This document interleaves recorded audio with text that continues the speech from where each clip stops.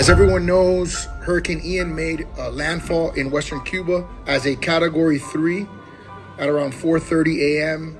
in the province of Pinar del Rio last night. Unfortunately, it looks like nothing will stop it from intensifying into a Category 4 storm before hitting Florida at some point tomorrow. Right now, Ian has sustained winds of 125 miles an hour, and we're expecting 14 feet of storm surge along Cuba's coast. Ian is expected to reach top winds of 140 miles an hour as early as today before making landfall again. This time, unfortunately, it will be in Florida. The Hurricane Center has said there is a 100% chance of damaging tropical force winds and water along Florida's west coast and expanded its hurricane warning from Bonita Beach north through Tampa Bay to the Anclote River. Thankfully, it appears that we're not in the cone right now, but inland Miami-Dade County, inland Broward, and inland Palm Beach are under tropical storm watch until further notice. We're also under tornado watch until 5 p.m. today. We could receive anywhere from 6 inches of rain up to 10 inches of rain in certain areas.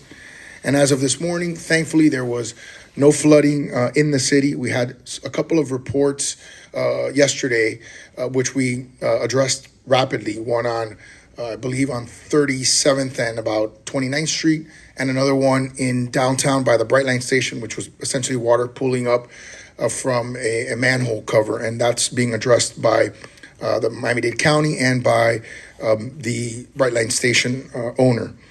We have operational 7 permanent pumps, 7 mobile pumps, and 6 Vactor trucks that are going throughout the city, vacuuming our system of drainage. We have been told that school is canceled for tomorrow and for Thursday, so please take a note of that. And last night we received about 2.75 inches of rain.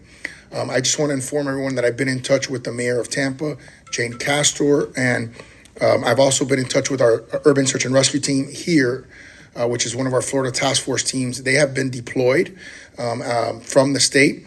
And we also are putting together a strike team, which is in coordination with Tampa and the state to help the city of Tampa for what is unfortunately going to be a pretty severe impacting storm. As I said, we are monitoring the different areas that we have received, actually using social media over the last few years from trouble areas. And we have identified about 15 to 20 trouble areas throughout the city that we're monitoring on a constant basis. And thankfully have not seen any major flooding. El huracán Ian tocó a las 4:30 de la mañana en Pinar del Río como huracán categoría 3. Desafortunadamente, todo indica que nada lo va a detener de seguir creciendo en intensidad y ser un huracán categoría 4 para cuando toque tierra en la Florida mañana. Ahora mismo los vientos sostenidos de Ian son de 125 millas por hora y estamos esperando 14 pies de marejada ciclónica en la costa de Cuba. Ian va a alcanzar vientos de 140 millas por hora hoy antes de volver a tocar tierra, que desafortunadamente va a ser en el estado de la Florida. El Centro Nacional de Huracanes ha dicho que hay 100% de probabilidad de vientos devastadores, de fuerzas de tormenta tropical y mucho agua llegando a la costa oeste de la Florida. Hay alerta de huracán desde Bonita Beach, pasando por la bahía de Tampa hasta el río Anclote. Por fortuna, en Miami, por el momento, no estamos dentro del cono de proyección, pero hacia el oeste de Miami-Dade, el oeste de Broward County y el oeste de Palm Beach, estamos bajo alerta de tormenta tropical hasta nuevo aviso. Estamos también bajo alerta de tornado al menos hasta las 5 de la tarde de hoy. En Miami esperamos recibir hasta 6 pulgadas o hasta 10 pulgadas en algunas zonas de agua, de lluvia. Hasta esta mañana no hemos tenido inundaciones graves a través de la ciudad de Miami. Quiero elogiar los esfuerzos de nuestro equipo, que ha estado monitoreando alrededor de 15 a 20 sitios que hemos recibido a través de las redes sociales en diferentes momentos cuando hemos tenido tormentas. Y quiero elogiar el hecho de que ellos han respondido rápidamente cada vez que han habido una queja en 2 diferentes partes de la ciudad anoche. Por supuesto, vamos a continuar a monitorear esas áreas que sabemos que pueden ser problemáticas, y en este momento tenemos 7 bombas de agua permanentes que están funcionando, 7 portátiles y 6 camiones listos para ir a donde se los necesitan para destupir el sistema de drenaje. También sabemos que las escuelas están canceladas mañana y el jueves, y que anoche recibimos aproximadamente 2.75 pulgadas de lluvias en la ciudad.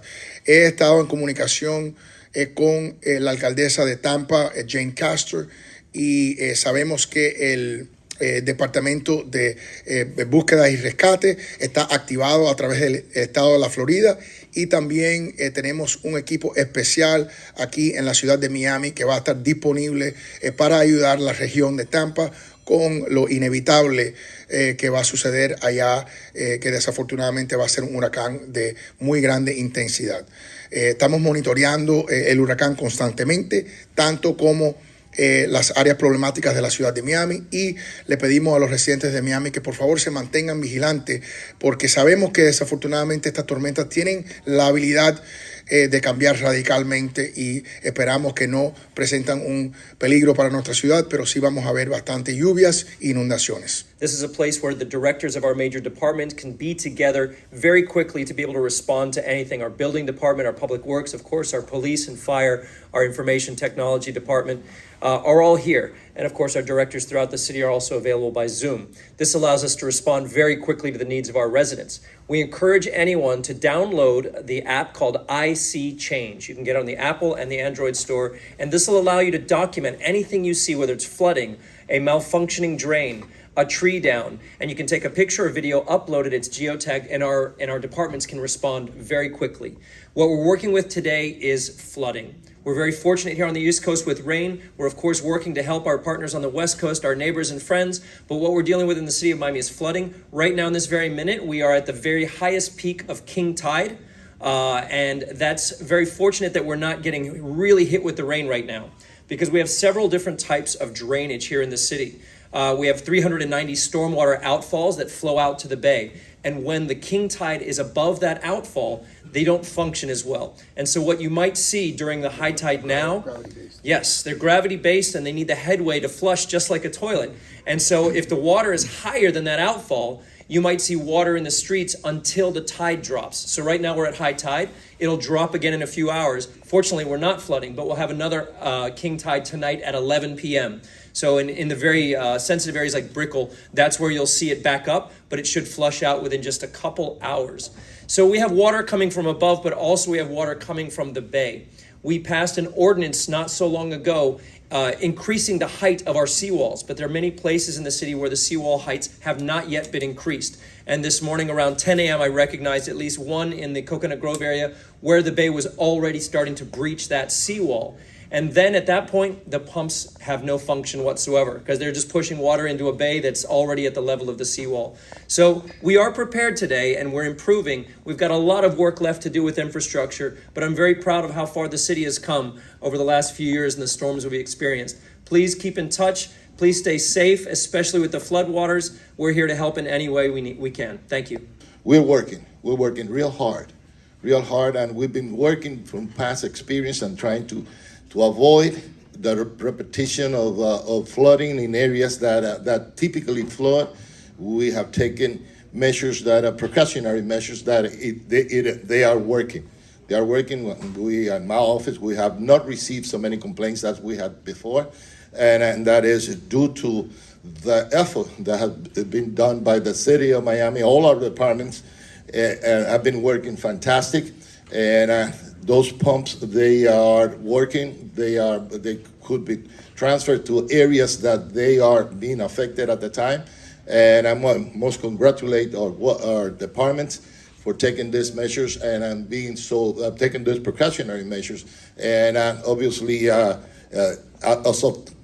of now, they're working. Let's see what would happen when the brunt of the rain comes. I have confidence that we will be able to, not have major consequences in major flooding like we had before. Ahora cuando venga lo más fuerte, pues esperamos y rezamos que siga la situación igual y que esta prevención evite que haya daños a las propiedades y a las inundaciones en la ciudad de Miami. Así que vamos a seguir rezando, que todo siga bien y que sea lo que Dios quiera.